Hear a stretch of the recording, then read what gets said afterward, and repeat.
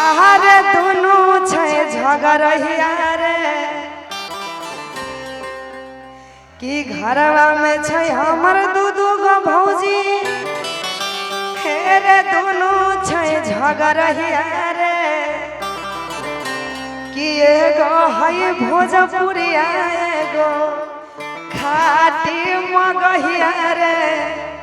तू भोजपुरिया, अच्छा आप भोजपुरिया, ये मगहिया है। अच्छा इस पे झोटम झोटी मत कीजिएगा कि अरे एगो है भोजपुरिया एगो खाटी मगहिया रे। झुमटा में झुमटा कि घर में है हमर दू गो भौजाई दोनों है झगड़िया रे।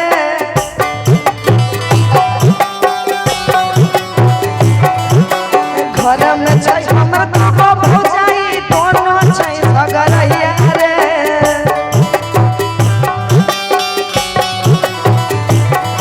अरे एगो छै भोजपुरिया एगो खाटी मगहिया रे।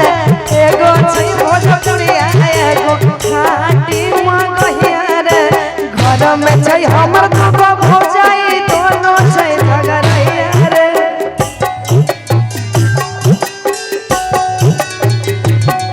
अरे घरवा में छै हमर दू गो भौजाई दोनों छै झगड़िया रे।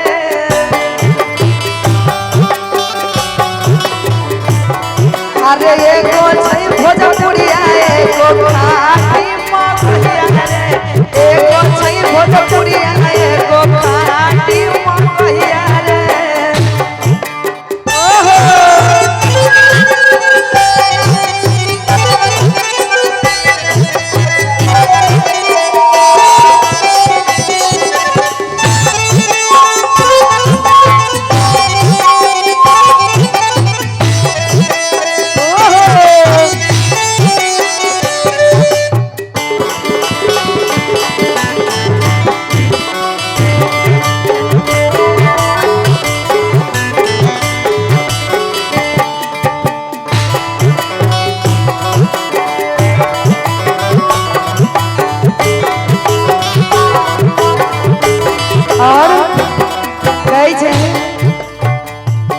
अरे बड़ी मन जान करे हमर दोनों भैया रे। कैसे हमर दोनों भैया दोनों भौजी के बहुत माने छे, लेकिन भौजी एहन छे कुछो न कुछो कनफुसनी करके दोनों भाइयों के झगड़ा करवा दे छे। सबसे पहले कन्या आने से पहले सब भाई में देखते हैं कितना भाई भाई रहता है। बीबी आने के बाद भाई में भी झगड़ा हो जाता है, ऐसा क्यों? अरे बड़ी मन जान करे हमर दोनों भैया रे।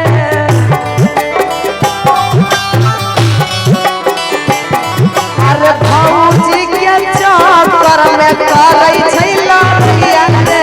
भौजी के चक्कर में करे छै लड़ैया रे।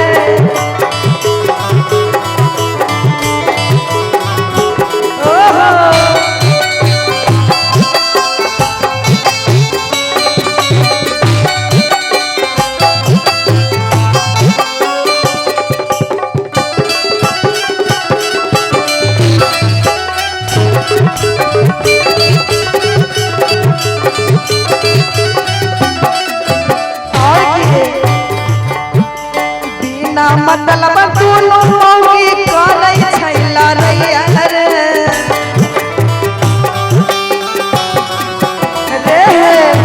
बिना मतलब दोनों मौगी करे छै लड़ैया रे।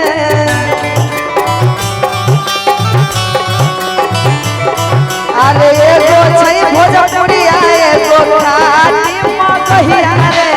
एगो छै भोजपुरिया एगो खाटी मगहिया रे। घर में छै हमर दू गो भौजाई दोनों छै झगड़िया रे।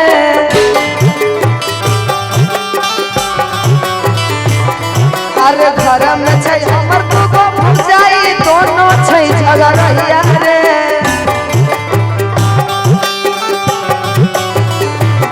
अरे एगो छै भोजपुरिया एगो खाटी मगहिया रे। एगो छै भोजपुरिया एगो खाटी मगहिया रे।